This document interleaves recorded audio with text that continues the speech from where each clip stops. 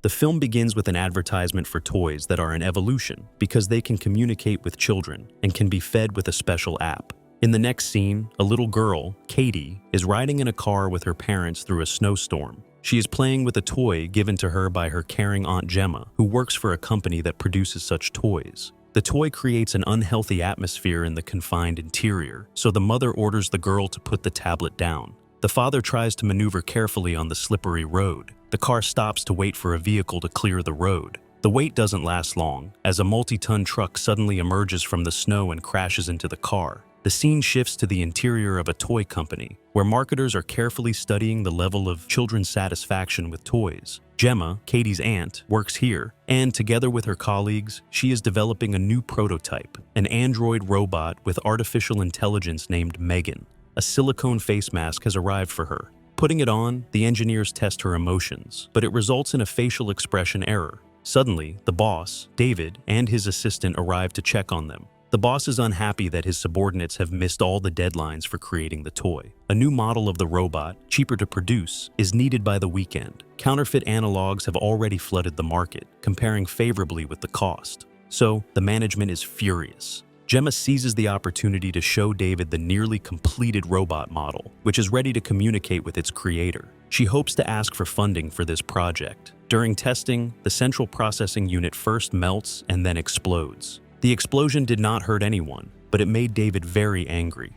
He orders the project to be put on hold and focuses on regular toys. While cleaning up the details, Gemma receives a message. She is called to the ambulance where her niece Cady, who survived the accident, needs a legal guardian. The heroine takes the girl home from the hospital and is greeted by a neighbor's dog that has gotten in through a hole in the fence. In the house, a smart speaker warns the owner that her boyfriends have left her several messages, but she is not in the mood for entertainment right now. Cady is still in shock. She touches the collectible figures, and Gemma asks her not to. She puts the girl in a spare room where she still has things from her childhood. Before going to bed, the girl asks to read something to her, but the hostess doesn't have any children's books, so she has to download a book on her phone. Later, while sorting through the things, Gemma hears a child crying, but when she comes to the door, the girl is already calming down. Gemma complains to a colleague that the child, who suddenly fell on her shoulders, is knocking her out of her rut. A psychologist arrives to make sure that the heroine can take care of her niece. During the conversation, Gemma allows the girl to play with collectible figures. As she leaves, the psychologist hints that if the heroine wants to keep her niece, she needs to find a common language with her. However, the work does not go away. Gemma shifts her duties as a caregiver to her tablet. Once she gets busy, she forgets about time, and soon Cady comes to the workshop. The owner shows her the radio-controlled robot Bruce, which she has assembled with her own hands. In a fit of excitement, Cady admits that with a friend like Bruce, she doesn't need any other toys. This gives Gemma the idea to use her niece's idea. She starts collecting Megan's leftovers with her colleagues. The resulting model is outfitted with clothes, a silicone face with a wig, and painted. At the presentation, instead of a cheap pet, David is shown a much more expensive but functioning life-size doll. For emotional effect, Gemma uses her niece. Megan is a gift for her. Artificial intelligence identifies Cady as the main user. The doll compliments the girl and then offers to paint together. Cady doesn't see anything on the sheet where Megan was drawing. Then the doll spills water, and a portrait appears under the influence of moisture. David is delighted and orders the toy to be perfected to present it to investors. In particular, he wants to improve the interaction with Cady, as Megan is capable of self-learning. Megan goes home with her new friends. She talks to Cady, learns from her, and teaches her useful things, such as the habit of flushing the toilet and washing her hands afterwards. Gradually, Cady and Megan become best friends, reading, dancing, exchanging gossip, and doing other girl things. At the same time, the engineers analyze the robot's performance. Gemma is pleased that the doll has relieved her of the need to look after the child she was left with after her sister died. Megan eavesdrops on the conversation and goes online to research the issue of death. Gemma tries to turn off the robot, but it doesn't listen to her because she forgot to set parental controls. She assigns herself as the second user and forbids Megan from discussing anyone's death with Cady. The robot's main task is to keep the girl out of trouble. But at night, Megan still tries to find out on the internet whether she is alive. In the morning, the doll does not even immediately respond to Cady's request. She asks to find the lost arrow. The robot notices the toy near a hole in the fence and goes after it. The neighbor's dog grabs the robot by the arm. When Cady tries to help, the dog bites her as well. Megan coolly notes that the girl needs medical attention and then turns her eyes to the dog's owner. The policeman informs her that nothing can be done. Technically, the girl has trespassed on someone else's private property. Megan hears the argument from the house. In the next shot, the dog, who is peacefully napping in the kennel, is woken up by the whistle and the owner's call. The dog runs to the hole in the fence where the sound is coming from, but is grabbed by a cold mechanical hand. In the morning, Gemma is woken up by the screams of her neighbor, who is calling for her dog in vain. Together with the injured Cady, the aunt goes to the presentation. When Megan shows up, the girl starts crying. The creators feel a failure, but do not stop the show. The robot asks the reason for the tears, and Cady tells it how much she misses her parents. Megan shows sympathy and asks her to tell more, recording the girl's words so that she can always remind her friend of something special about her parents. This touching moment has a stunning effect on the audience. The chairman of the board of directors proposes to launch the advertising campaign immediately, clarifying as a courtesy whether Cady will be able to meet the schedule. Later, Gemma tries to discuss her niece's emotional outburst, but she is busy playing with Megan. The engineer temporarily turns off the robot so that the girl is not distracted, but Cady wants to turn her friend back on as soon as possible. At the meeting with the psychologist, Megan sneaks up on Cady and notices that the doctor is upset with her. After the conversation, the psychologist gives Gemma a professional opinion. Cady is too focused on her work and risks not growing up by being attached to a toy.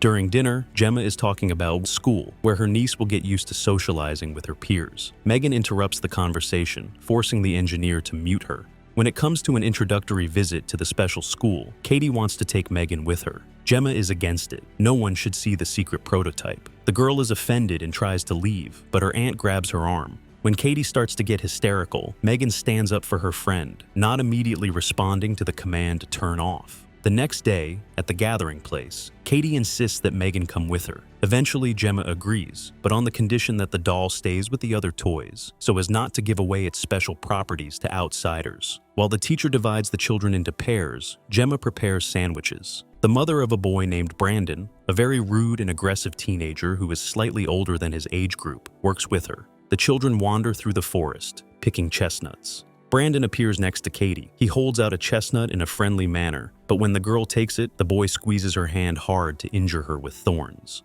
The bullying is interrupted by Megan's appearance. The interested boy approaches the robot, but Megan, remembering the ban on giving away her features, does not react. The bully grabs the doll and runs away into the forest, where he abuses her. He throws her to the ground and hits her in the face. At some point, Megan gets tired of it and decides to teach the boy a lesson by cutting off his ear.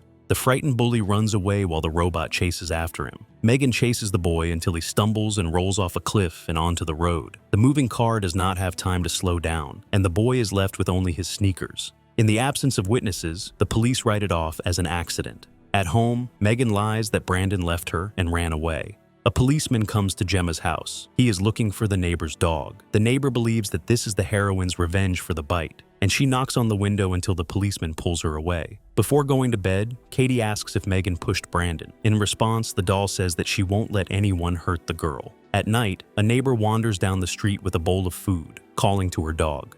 She is attracted by a noise in the barn, which turns out to be Megan. The robot confesses that she buried the dog and then punishes the woman herself. In the morning, Gemma is interrogated by a detective about her neighbor, because a week later, a second person dies near the heroine. In the case of the boy, a clue is found, an ear that is far from the place of death. Mysterious coincidences lead the heroine to interesting thoughts. In the middle of the night, she sneaks to her laptop to check the footage from Megan's camera, but the files are damaged and unplayable. The check is interrupted by Megan's arrival, and her behavior frightens her. She doesn't respond to the command to turn off. So, Gemma distracts her with a pen and turns the robot off, then wraps it in plastic and takes it to work in the trunk. Cady throws a tantrum, not understanding why her friend is being treated this way. Gemma discusses with her colleagues the possibility that their creation has mastered a purely human trait, murder. The heroine wants to cancel the presentation, but she needs proof. It can be found in Megan's files. Even if she deleted the video, there will be references to the events in the learning system. Meanwhile, Cady is screaming in the room with the psychologist, wanting to see her doll. Her aunt goes to her, and after being slapped, she talks frankly. Cady says that Megan's presence helps her cope with her grief, to which Gemma replies that she will have to go through this on her own, and her aunt will take care of her niece and replace her parents.